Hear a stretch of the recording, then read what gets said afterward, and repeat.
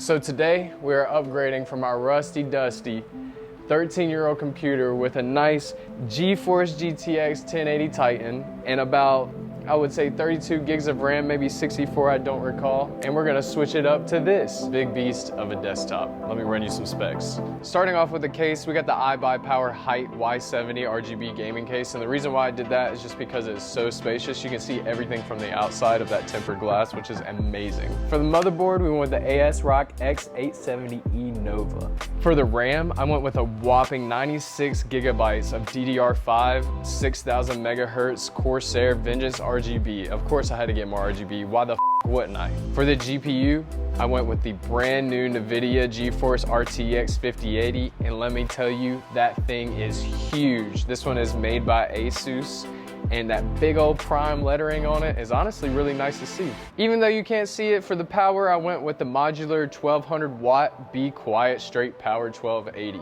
For the processor, we went with the AMD Ryzen 9 7950. For processor cooling, I went with the 360 millimeter Corsair Nautilus RGB liquid cooler. For the primary storage, I went with a 2 terabyte Samsung 990 Pro.